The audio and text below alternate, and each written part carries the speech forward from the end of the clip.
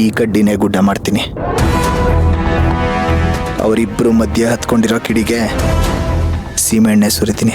ನನಗೇನು ಅರ್ಥ ಆಗ್ತಿಲ್ಲ, ಸ್ವಲ್ಪ ಅರ್ಥ ಆಗುವಾಗ ಹೇಳ್ತೀಯಾ? ಇದು ಹೇಗಾದ್ರೂ ಮಾಡಿ ಮೀರಾ ಕೈಗೆ ಸೇರೋ ಹಾಗೆ ಮಾಡಬೇಕು. ಆಮೇಲೆ ಅನ್ನೋ ಪ್ರಶ್ನೆ ಬಿಡು. ಇದನ್ನ ಅವಳ ಕೈಗೆ ಹೆಂಗ್ ಸೇರ್ಸೋದು ಅಂತ ಒಂದು ಒಳ್ಳೆ ಐಡಿಯಾ ಕೊಡು. ಅಷ್ಟೇ ತಾನೇ, ಇದನ್ ಕೊಡು, ತಗೊಂಡ್ ಹೋಗಿ ಮೀರಾ ಕೊಡ್ತೀನಿ, ಅವಳು ಹಾಕೋತಾಳೆ, ಅಲ್ಲಿಗೆ ಮುಗೀತು. ಪೂಜಾ, ಅಷ್ಟೇ ಆಗಿದ್ರೆ ನಾನ್ಯಾಕೆ ಇಷ್ಟೊಂದು ಯೋಚನೆ ಮಾಡಿ ತಲೆ ಕೆಡ್ಸ್ಕೊತಿದ್ದೆ? ಅದು ಹಾಗಾಗ್ಬಾರ್ದು. ಮತ್ತೆ ಇದನ್ನ ಅರ್ಜುನ್ ಅಣ್ಣನೇ ಅವನ್ ಕೈಯಾರೆ ಮೀರಾ ಕೈಗೆ ಹಾಕ್ಬೇಕು. ಅದನ್ನ ಒಂದ್ 4 ಜನ ನೋಡ್ಬೇಕು. ಆಗ ಅವರಿಬ್ರು ಮಧ್ಯದಲ್ಲಿ ಏನೋ ನಡೀತಿದೆ ಅನ್ನೋದು ಕನ್ಫರ್ಮ್. ಅದು ಆಫೀಸಲ್ಲಾದ್ರೆ ಇನ್ನೂ ಚೆನ್ನಾಗಿರುತ್ತೆ ನೋಡು. ಸಾಧ್ಯನೇ ಇಲ್ಲ ಬಿಡು. ಸಾಧ್ಯ ಇಲ್ಲ ಅನ್ನೋದು ನನಗೂ ಗೊತ್ತು, ಆದ್ರೆ ನಾವಿದನ್ನ ಸಾಧ್ಯ ಆಗುವಾಗ ಮಾಡ್ಬೇಕು.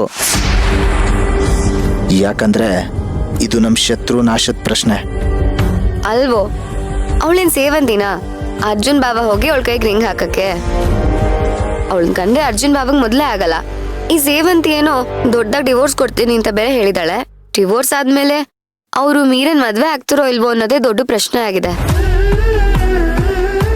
ಅಂಥದ್ರಲ್ಲಿ ಈ ಉಂಗ್ರನ್ ಹೋಗಿ ಹಾಕ್ತಾರಾ? ಆ ಮದ್ವೆ ಆಗೋ ತರ ಮಾಡೋದಕ್ಕೇನೆ ಈ ತರ ಎಲ್ಲ ಪ್ಲಾನ್ ಮಾಡ್ತಿರೋದು. ಸ್ವಲ್ಪ ನೆಗೆಟಿವ್ ಆಗಿ ಯೋಚನೆ ಮಾಡೋದ್ ಬಿಟ್ಟು ಒಂದು ಒಳ್ಳೆ ಐಡಿಯಾ ಕೊಡು.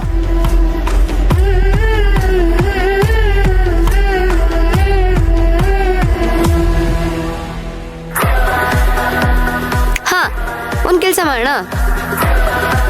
ಏನು? ಮೊದ್ಲು ಈ ಉಂಗ್ರನ್ ತಗೊಂಡು ಹೋಗಿ ಮೀರನ್ ಕೈ ಕೊಡೋಣ. ಅವಳದನ್ನ ಹಾಕೊಂಡು ತೆಗಿಯಕ್ಕಾಗ್ದೆ ಒದ್ದಾಡಿ ಅರ್ಜುನ್ ಬಾಬನ ಹತ್ರ ಹೆಲ್ಪ್ ಕೇಳಕ್ಕೆ ಅಂತ ಹೋಗ್ತಾಳೆ. ಅವಾಗ ಅರ್ಜುನ್ ಬಾಬಾ ಅದನ್ನ ತೆಗಿಬೇಕಾರೆ ನಾವು ವಿಡಿಯೋ ಮಾಡ್ಕೊಂಡು ರಿವರ್ಸ್ ಮಾಡ್ಕೊಳ್ಳೋಣ. ನಿನ್ಗೇನಾದ್ರೂ ಬುದ್ಧಿ ಇದೆಯಾ ಪೂಜಾ?